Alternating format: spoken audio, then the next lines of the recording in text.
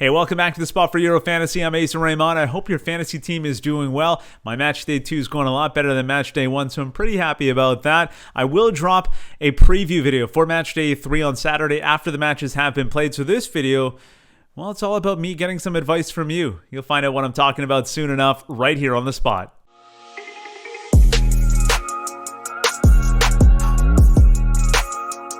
Thanks so much for your support. If you haven't subscribed to the channel already, please do so. We've picked up a lot of new viewers in the last couple of videos, and if you haven't subscribed to the channel, I encourage you to do so because we've got a lot of great content coming out throughout Euro 2020 and beyond.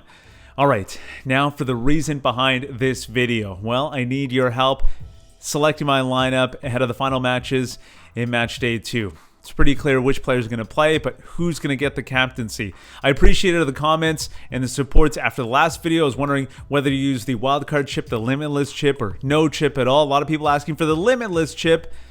I didn't go that route. I went with the Wildcard chip instead, but the fact that you were advising me to use the Limitless chip told me that my lineup just wasn't good enough. So I appreciate that, and I'm glad I went with the Wildcard chip because I might have saved my Euro Fantasy season. Now, the reason I didn't go with the Limitless chip is because I think it might be more valuable later in this tournament, in the knockout rounds, and I'll explain why at the end of this video.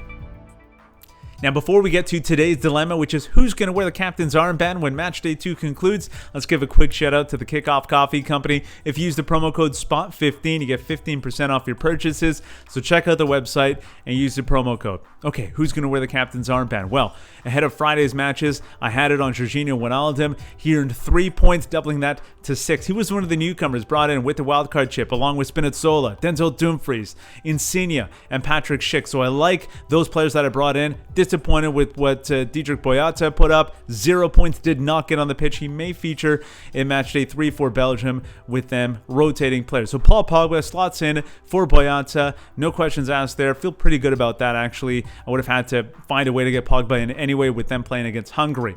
As for that captaincy, it's on Wijnaldum. We got to move that off of him. Pogba is a candidate, but Schick playing on Friday was the first person that I handed off to. So he gets the captain's armband first.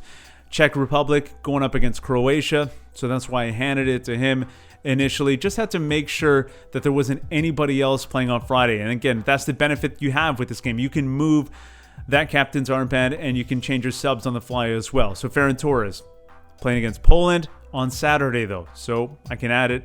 I can switch it over to him later. Paul Pogba, France versus Hungary. Love that matchup. That's on Saturday as well. I've got Benzema on the bench also playing against Hungary on Saturday. So let's leave it with Schick. Felt pretty good about that, except for the fact that it probably should have been on Denzel Dumfries from the beginning.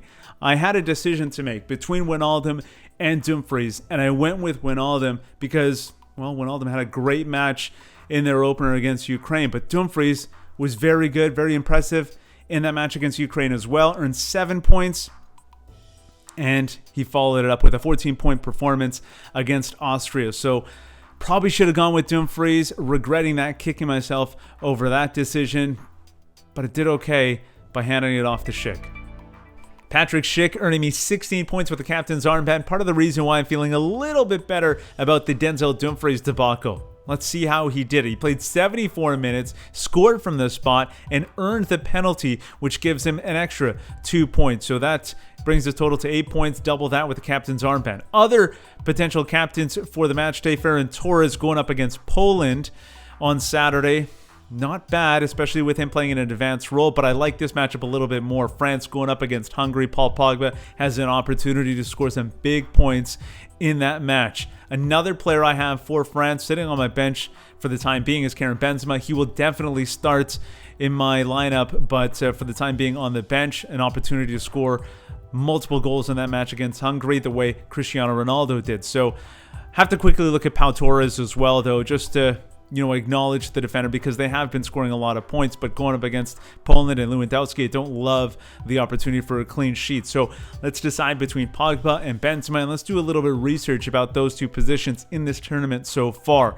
When you look at the top point getters at this tournament so far in Euro Fantasy, well, it's defenders and midfielders. They hold 4 of the top 5 spots. The highest scoring forward so far at this point anyway is Ciro Immobile with 16 points. So that leads me to believe that Paul Pogba has a greater chance to score big points and really be a higher value with that captain's armband than Karim Benzema. So now the question is whether to gamble with Paul Pogba or stick to Schick and his 16 points.